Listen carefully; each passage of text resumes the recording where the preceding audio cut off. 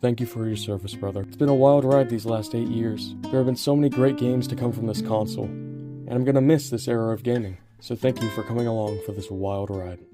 Anyways, with that melancholic intro out of the way, let's get this video started. Starting us off, we're gonna look at the 3DS. Now, I know this is weird, but you just gotta hear me out, alright? Mega Man's first ever Legacy Collection on a Nintendo console was actually on this console.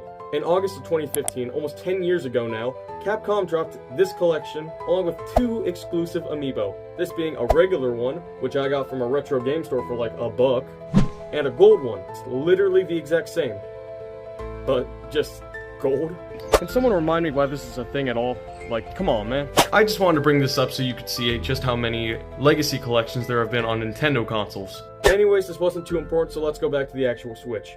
Now, we arrive in 2018. Mind you, this is the same year that God of War, Spider-Man, Monster Hunter World, and Black Ops 4 came out.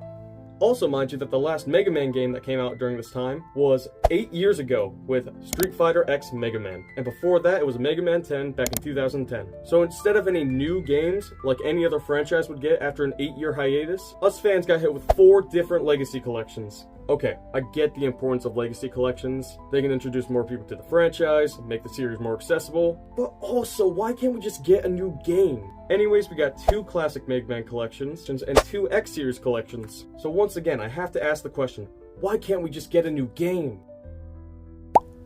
He's right behind me, isn't he? Here we go, baby! Mega Man 11! The most popular game in the franchise, with 2 million copies under its belt, a booming speedrun community, and tons of additional content. There's no wonder why people sing this game's praise so much. Now, I'm not joking when I say it, but I love this game. I remember the day I was introduced to it back at my local GameStop with my dad. I'm so glad I got to play this game when I was younger, even though every time I tried to beat Blockman's stage when I was little, I'd get my ass handed to me 6 ways from Sunday. Now, with great reception from the fans, you would think this would bring the franchise back in full swing, right? With sequels and spin-offs that would even make Sonic fans jealous, right? Right? God damn it. So this was back in 2020, right? A year of horrible viruses and tons of Among Us.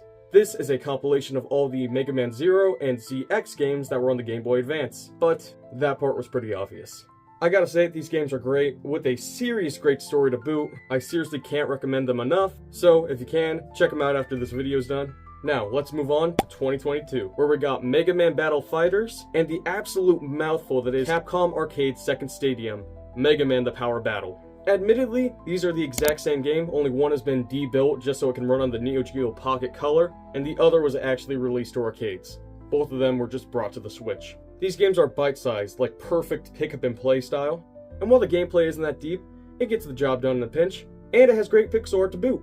Now, I want you to guess what came after this. A new game? New DLC to Mega Man 11? No, you should already know by now. More Legacy collections! This is when the final one would actually come to the Switch, which was the Mega Man Battle Network Legacy Collection. Which, once again, this is a compilation of games off the Game Boy Advance. This series is a bit more RPG, so if you want to check that out, go right ahead. Also, sometime after this, the Rock Band World series was brought onto the Switch Online. Clearly, this is where our story should end. But then again, Capcom went and did what they do best, which is another Legacy collection! This collection was, of course, the Marvel vs. Capcom one, which includes Mega Man, Tron, Roll, and the Service Bots, all as playable characters. Okay, now that brings us to the end of our video. I hope you enjoyed, and I promise this is going to be the last Mega Man video I make for a while. I love the series a lot, but it's time for a change. So I gotta say it. Thank you all so much for watching. I appreciate you making it this far in the video, and if you enjoyed watching, then please subscribe. We are really close to our first 100, and I could really use your help. Alright, well that's all for now. Bye!